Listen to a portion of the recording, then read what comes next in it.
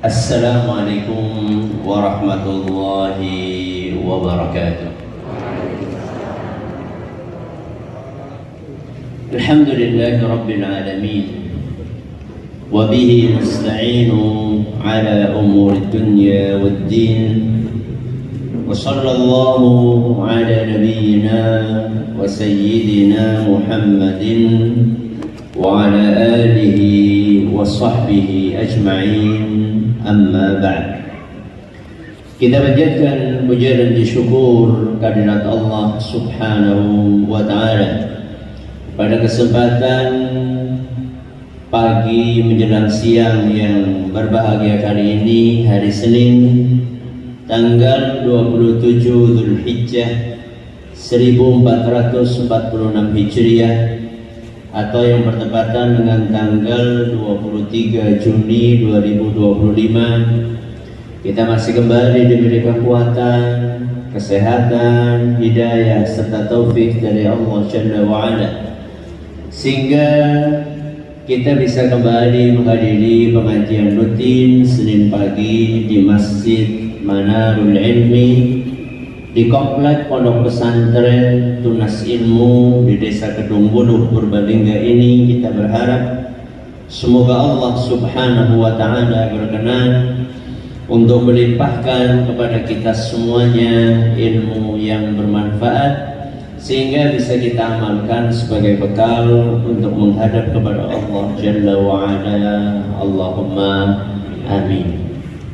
Salawat dan salam semoga senantiasa tercurahkan kepada junjungan kita Nabi Agung Muhammad Sallallahu Alaihi Wasallam, kepada keluarganya, sahabatnya, dan umatnya yang setia mengikuti tuntunannya hingga akhir nanti. Bapak-bapak, ibu-ibu, para hadirin, para hadirat, dan juga segenap pendengar serta pemirsa rahimani wa rahimakumullah. Alhamdulillah, kembali kita mengkaji fikih pendidikan anak. Kali ini memasuki serial nomor 212 yang mengangkat tema mengajarkan adab bercanda kepada anak. Apa tema kita hari ini? Mengajarkan adab bercanda kepada anak. Salah satu hal yang perlu untuk kita tumbuh kembangkan di dalam kehidupan sehari-hari kita adalah keakraban. Apa? Keakraban. Keakraban dalam hubungan di antara sesama, apalagi di antara orang tua dengan anak, antara suami dengan istri. Kenapa kok keakraban ini perlu untuk ditumbuhkan, perlu untuk dipupuk? Karena dari keakraban ini insya Allah akan muncul perasaan aman, akan muncul perasaan saling percaya dan nyaman di dalam berkomunikasi antara suami dengan istri, antara anak dengan orang tua. Ustaz, sebenarnya sih saya pengen akrab dengan suami saya, tapi nembe ndeleng kumise wis apa? Wis mawas, apa maning kumise goyang? Goyang Ustaz. Kadang-kadang juga ada anak seperti itu. Wah, saya baru lihat wajah bapak saya aja udah takut. Bagaimana cara membangun keakraban antara sesama, apalagi antara suami dengan istri dan antara orang tua dengan anak? Salah satu cara yang sederhana namun sangat efektif untuk membangun keakraban adalah bercanda. Apa Bu? Bercanda. Antara siapa dengan siapa? Antara suami dengan istri, antara orang tua dengan anak. Pertanyaannya, ibu-ibu pernah nggak bercanda sama suaminya? Jadi sepi temen Bu.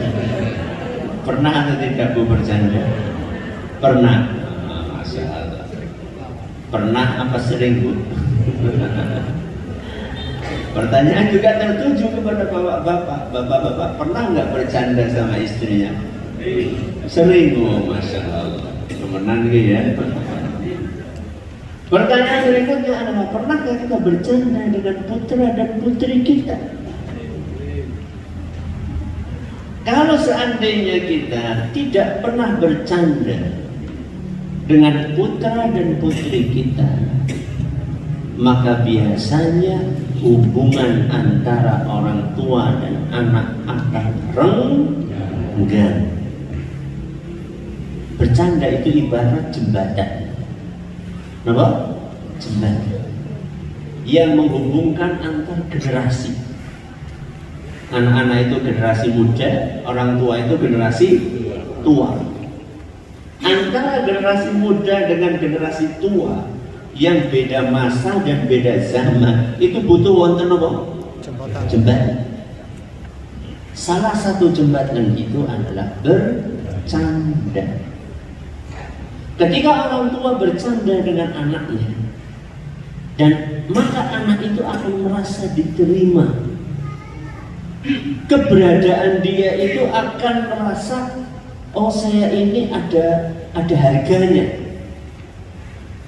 Anak itu akan merasa bahwa saya ini dekat dengan orang tua saya. Kenapa? Karena bapak dan ibu saya mau bercanda dengan saya, mau bergurau dengan saya, mau tertawa dengan saya. Nah, orang tua ketika dia sudah bisa bercanda dengan anaknya, maka dia bisa untuk menyampaikan nasihat, untuk menyampaikan arahan, untuk menyampaikan pesan-pesan dan nilai-nilai kebaikan dengan cara yang ringan tapi mengena. Jadi nasihat itu tidak mesti disampaikan dengan wajah yang mengerikan. Tidak mesti disampaikan dengan suasana yang serius. Tapi di dalam keakraban, di dalam canda, kita bisa menyelipkan dan menyisipkan nasihat. Bukan berarti nggak boleh menyampaikan nasihat dengan serius, bukan. Akan tetapi ketika orang tua sudah punya hubungan yang dekat dengan anaknya, maka ketika dia menyampaikan nasihat yang disampaikan dengan ringan.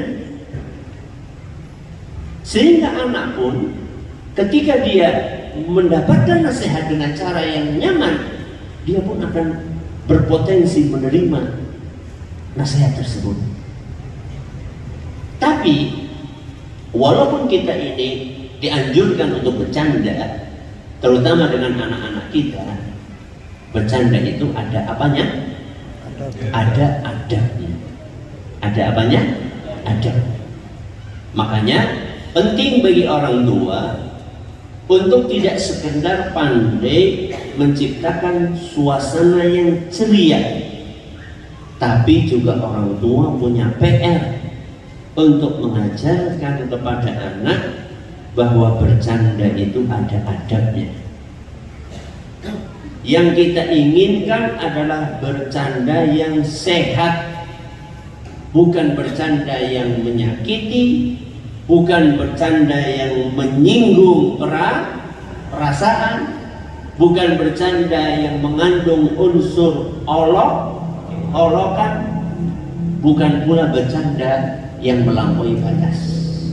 Makanya Rasulullah SAW di dalam kehidupannya dia juga pernah bercanda. Bahkan seingat saya ada sebuah buku, satu buku tebalnya sekitar segini, mungkin sekitar 300 atau 200 halaman.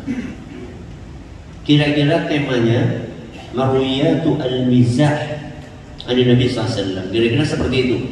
Judul pastinya saya lupa.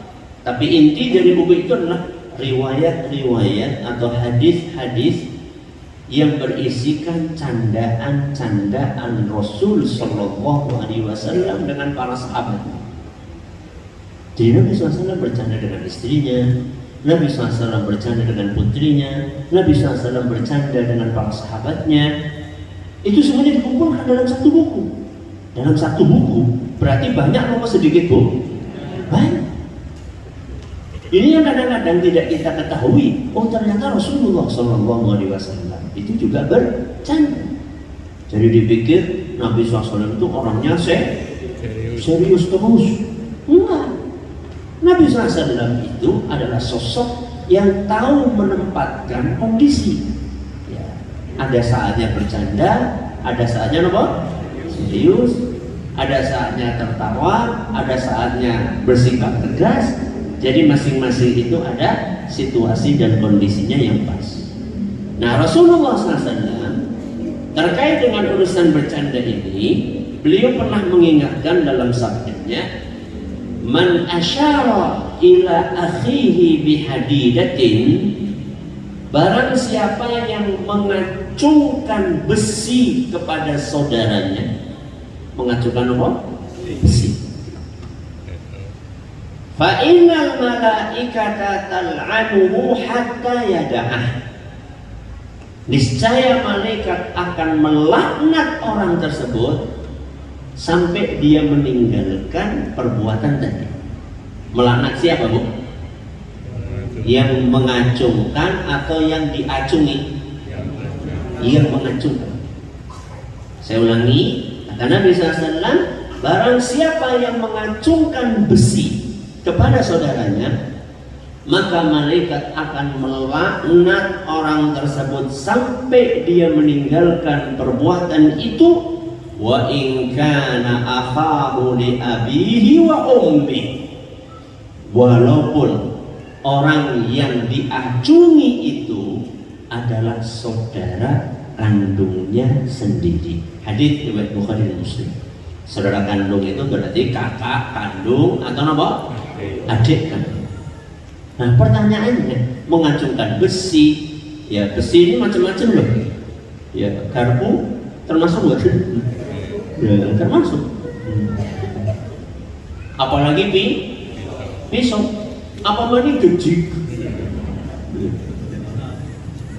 linggis, terus apa lagi? Apa? Pedang, ya, palu termasuk. Ya, termasuk lah. Ya. Terus pacul itu termasuk. Ya. Benda-benda tajam, ya senjata-senjata tajam itu semuanya masuk. Nah, Nabi SAW menyampaikan ini kepada saudara kandungnya. Kira-kira nih Bapak Ibu yang kami hormati, kakak mengacungkan pisau kepada adiknya. Ini kira-kira momennya apa sih? Beneran apa bercanda? Kakak ke adik mengacungkan apa? Pisau, mengacungkan apa tadi? Gergaji. Itu kira-kira biasanya itu bercanda atau sungguhan? Bercanda. Masa kakak ke adik ngacungkan pisau sungguhan? Biasanya itu momennya momen bercanda. Boleh atau tidak? Boleh atau tidak? Tidak boleh. Karena itu bercanda yang berlebihan, bercanda yang bisa mengakibatkan pertumpahan darah. Kok bisa Ustaz dong bercanda? Kita tahu nggak bahwa di dalam aliran darah kita itu ada sinten, ada setan, ada apa? Jangankan mengacungkan besi, wong membawa pedang, membawa apa? Pedang tanpa sarungnya itu nggak boleh. Membawa apa? Pedang tanpa sarungnya ditaruh selempitkan di mana? di pinggang, kemudian jalan ke pasar atau ke lapangan, itu tidak boleh. Kenapa coba? Merang siapa? Melukai. Biasanya kalau orang bawa kayak gitu melukai orang yang ada di sampingnya, sengaja membuatnya? Tidak sengaja.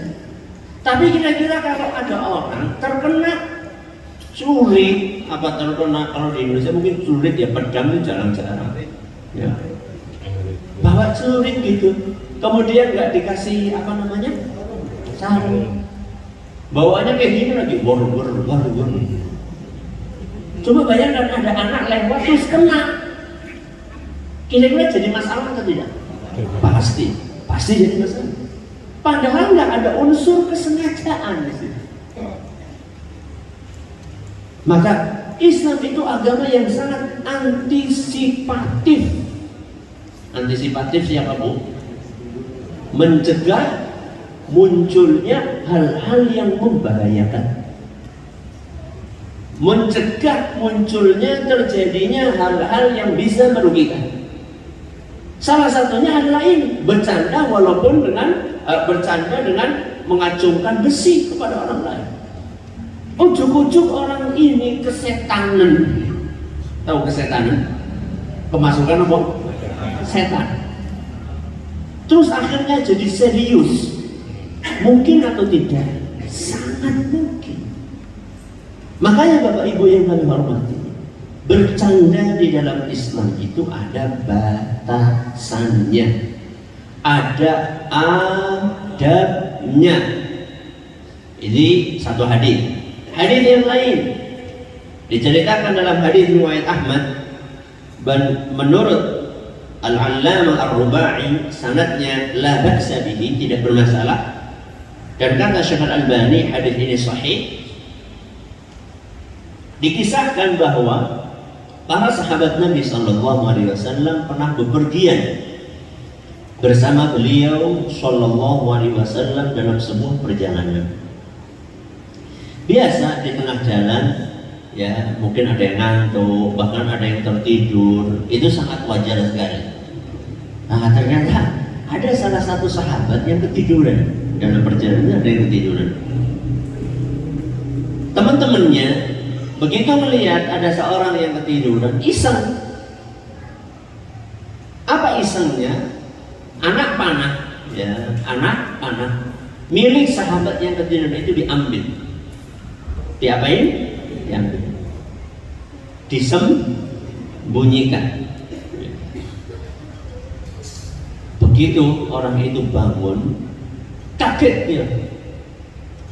Kaget karena anak panahnya tidak ada. Ya. Orang bangun tidur kaget itu lucu atau tidak? Lucu. Ya. Maka para sahabat pun pada ketawa. Serombongan itu ketawa semua. Maka Nabi SAW pun bertanya, apa yang membuat kalian tertawa? Karena ini sesuatu yang aneh. Tadi kok sepi, biasa lah ya, tenang. Kok ujung-ujung pada ketawa, dan ketawanya itu serempak, ketawa semua. Apa yang bikin kalian tertawa? Maka kemudian para sahabat pun mereka menjawab, kata Rasul, gak ada apa-apa. Cuma tadi kami iseng ngambil anak panah ini. Kemudian dia bangun, ketakutan, kaget. Ya. Lihat apa respon Nabi Sallallahu Alaihi Wasallam. La yahillu li muslimin ayyurawi'a musliman. Tidak halal. Apa Bu? Tidak halal. Tidak halal berarti apa? Haram. Namanya juga tidak halal. Tidak halal bagi seorang muslim untuk menakut-nakuti muslim yang lain. Apa hukumnya? Tidak halal alias haram.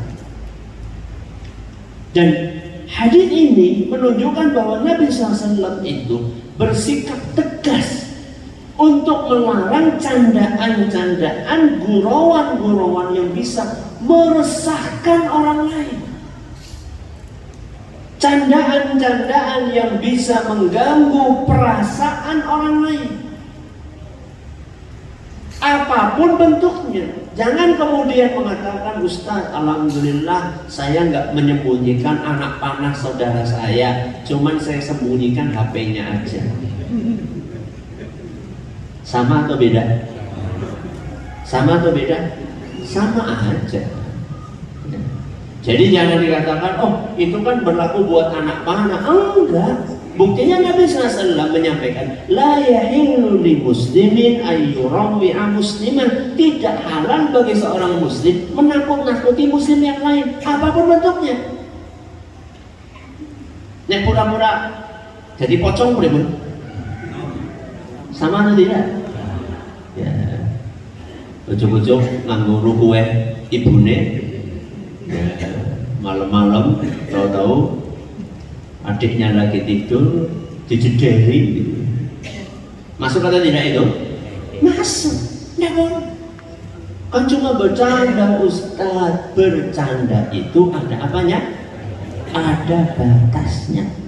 Bercanda itu ada adabnya. Na'udzubillahi min dzalik. Misalnya ada orang lagi tidur dikageti, ujuk-ujuk jantungnya mandek. Pribon? Siapa yang tahu dia orang itu? Tidak boleh. Ya. Di zaman ini model-model bercanda yang berlebihan itu banyak banget. Alasannya cuma ngeprank. Cuma apa? Ngeprank. Kemudian dijadikan konten di YouTube biar banyak apanya? Subscribernya. Ya. Banyak yang nonton. Biar viral. Tidak boleh.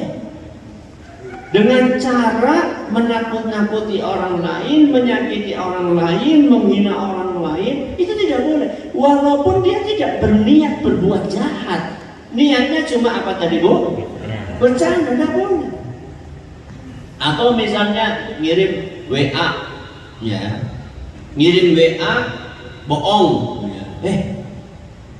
Rumahmu kebakaran, motormu hilang, ya.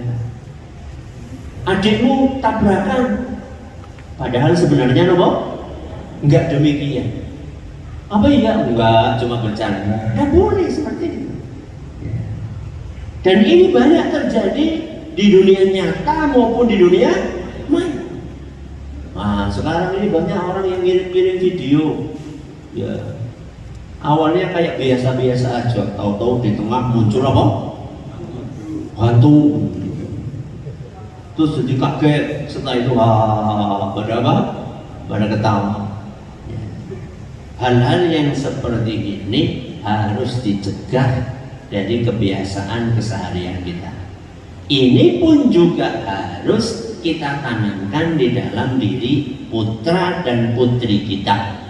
Kita juga demikian. Ketika kita bercanda dengan anak kita pun jangan sampai candaan kita ini membuat anak kita tersakiti hatinya. Maaf.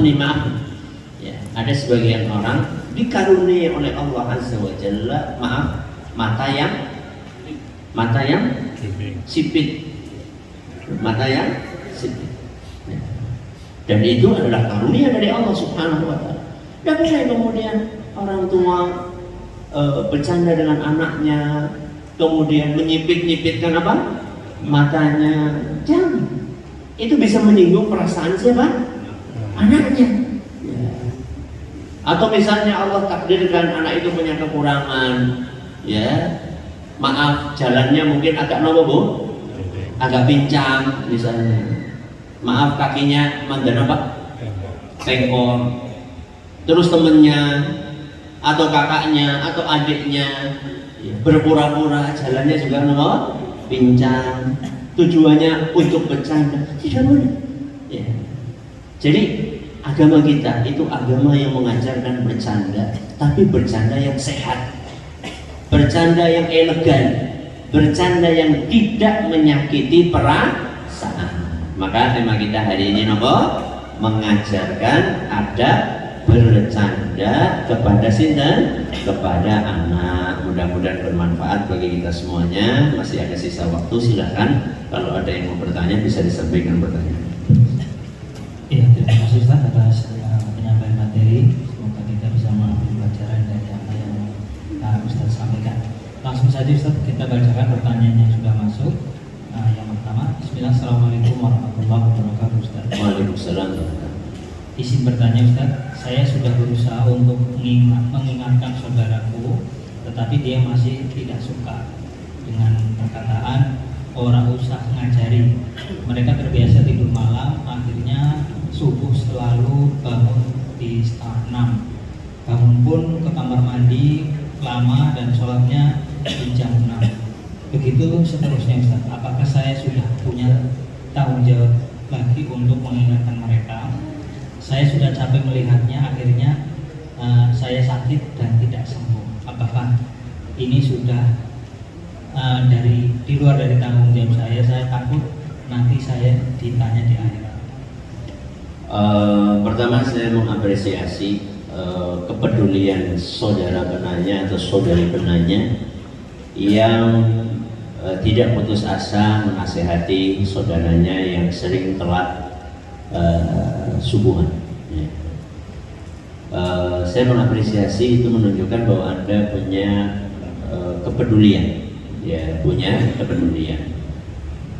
Kemudian perlu saya sampaikan bahwa nasihat itu supaya tidak membosankan perlu diragamkan. Perlu apa Bu? Diragamkan. Nasihatnya itu dibikin beragam, tidak seragam. Nah, dibikin apa? Beragam, tidak seragam. Beragam itu berarti caranya beda-beda. Ya, mungkin hari ini kita menyampaikan cerita, besok kita menyampaikan hadis, besoknya lagi kita menyampaikan ayat Quran. Jadi nasihat itu perlu dibikin beragam sehingga tidak bosan. Beragam itu bukan hanya kontennya, termasuk caranya juga. Hari ini mungkin kita ngomong langsung dengan lisan, besok kita kirimi WA pakai tulisan. Besoknya lagi kita kirimin video atau cuplikan video tentang pentingnya menjaga sholat. Jadi berusaha untuk beragam. Hari ini mungkin waktunya kita sampaikan habis subuh langsung. Besok lagi kita cari waktu yang lebih nyaman buat orang itu. Intinya nasihat itu perlu disampaikan secara beragam sehingga tidak membosankan. Ini yang pertama. Yang kedua, doakan. Kenapa? Doakan. Jangan mencukupkan diri dengan usaha lahiriah. Tapi kita harus melibatkan dalam tanda kutip Allah Subhanahu wa ta'ala. Kita harus minta kepada Allah. Karena yang bisa memberikan hidayah itu cuma Allah. Yang bisa melembutkan hati manusia itu cuma Allah Subhanahu wa ta'ala. Maka jangan mengandalkan usaha pribadi. Iringi dengan nasihat, iringi nasihat dengan doa. Allahumma hdi siapa, sebut namanya, ya Allah berilah hidayah kepada siapa namanya disebutkan, ya namanya Siti, Allahumma hdi Siti, ya Allah berilah hidayah kepada Siti. Namanya siapa? Jadi dalam sujud kita antara azan dengan apa? Iqamah di sepertiga malam terakhir. Ya. Ini hal yang kedua. Saya ulangi nih. Yang pertama nasihatnya dibikin apa? Beragam. Yang kedua diiringi dengan doa.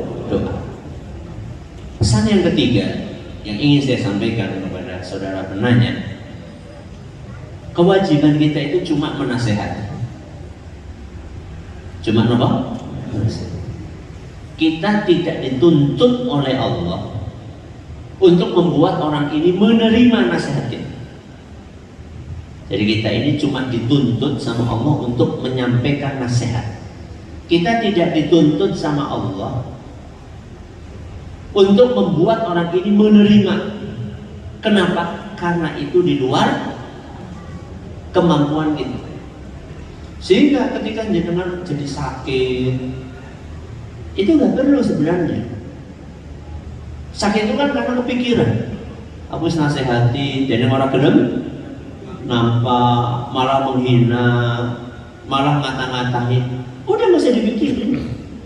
Ya.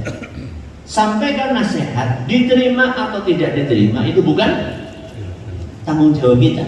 Itu bukan urusan kita. Maka Anda sampai sakit, ya semoga lekas sembuh, ya. Anda sampai sakit, itu kemungkinan besar karena Anda mikirin kenapa nasihat saya tidak diterima. Nggak penting.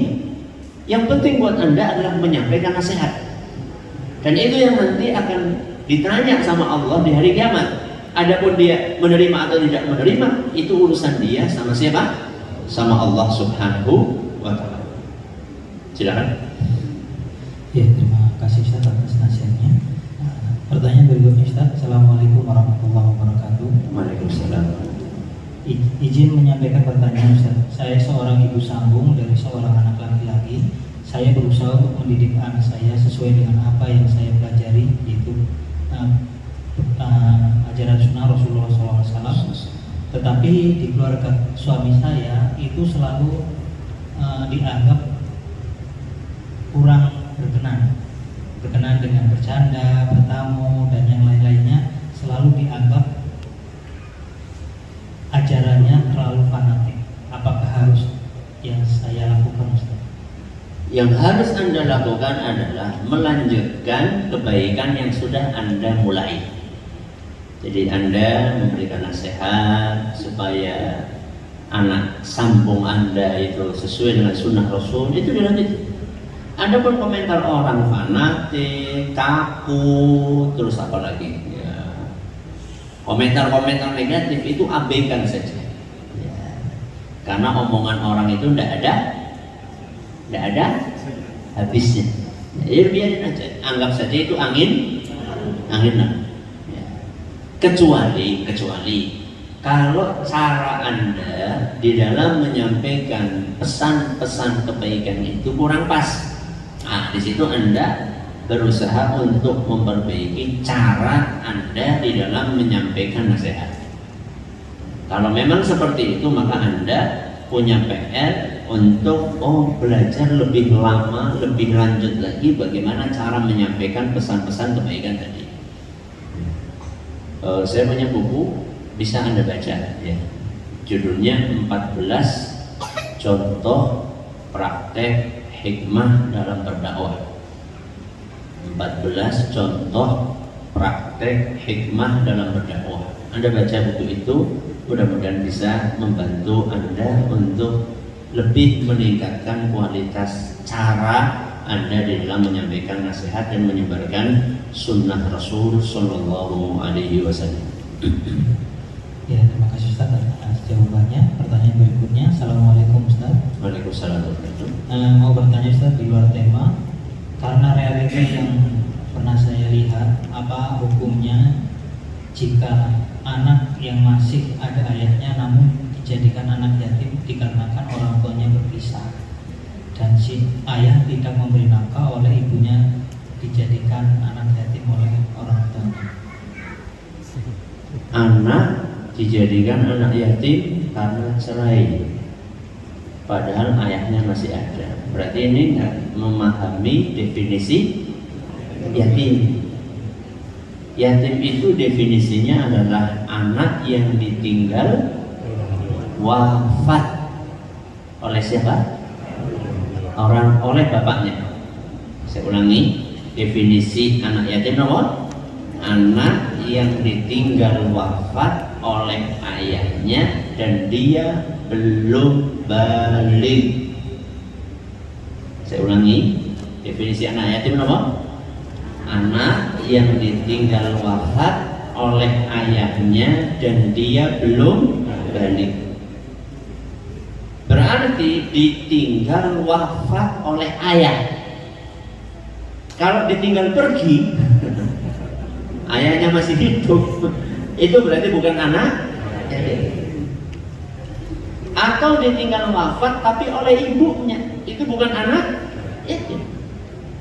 Atau ditinggal wafat oleh ayahnya tapi anaknya sudah balik, itu juga bukan anak yatim. Us brengosnya masih yatim. Mungkin yatim piatu kabeh. Ya. Jadi anaknya itu seperti itu ya, tapi kan anaknya terlantar. Jangan bilang anak yatim, bilang anak terlantar. Jadi yatim itu istilah syar'i. Ya, yatim itu istilah syar'i.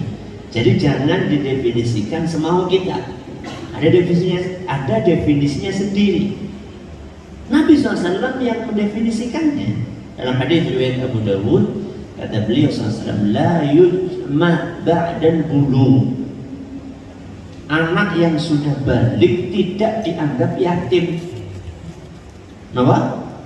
Anak yang sudah balik tidak dianggap yatim. Udah gede itu kan yatim.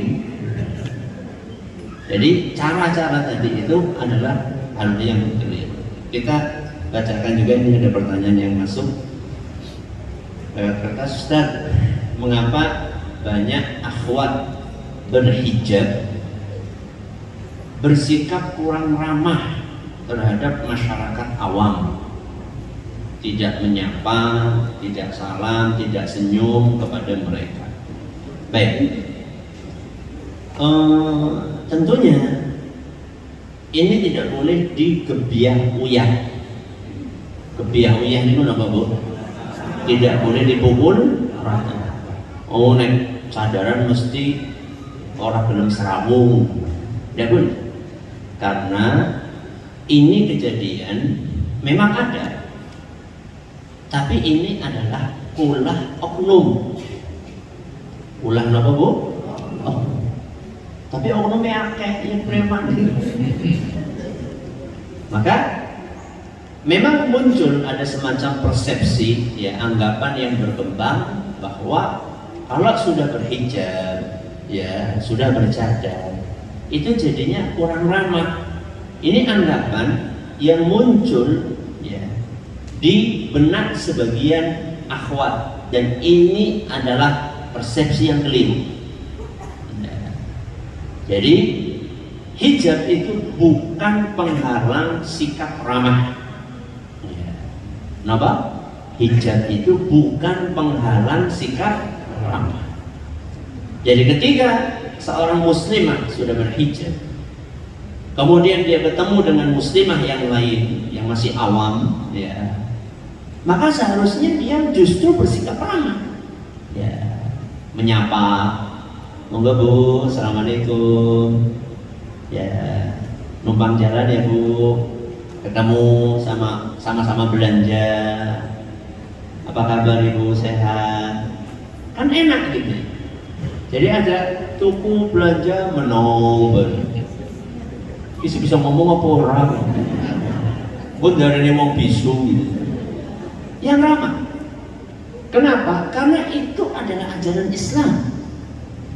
Ya, bersikap ramah kepada orang lain, muslim kepada muslim, muslimah kepada muslimah, ini adalah ajaran Islam. Ya. Ini adalah sunnah Rasul Sallallahu Alaihi Wasallam.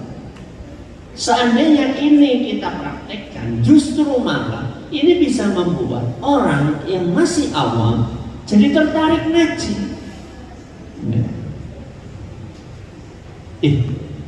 Orang itu walaupun sadaran tapi ramah, ya, malah suka bantu, ya, suka menyapa.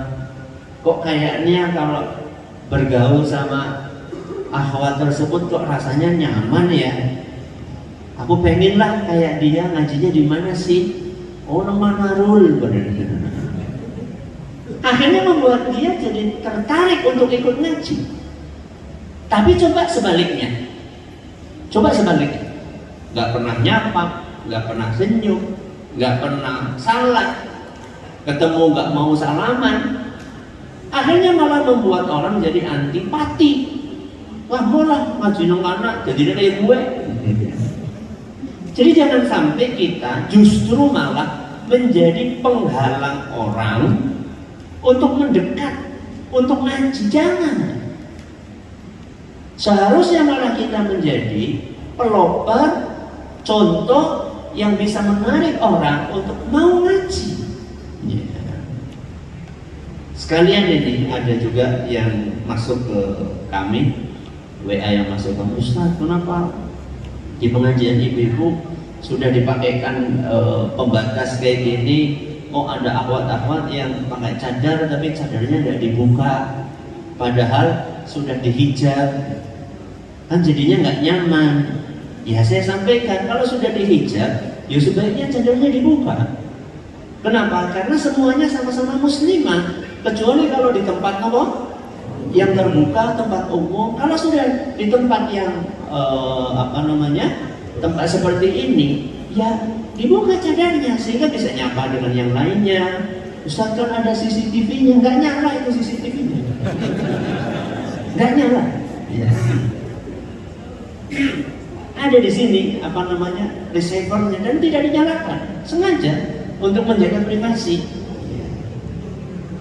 Dan juga untuk mengantisipasi jangan-jangan ada bapak-bapak pakai cadar.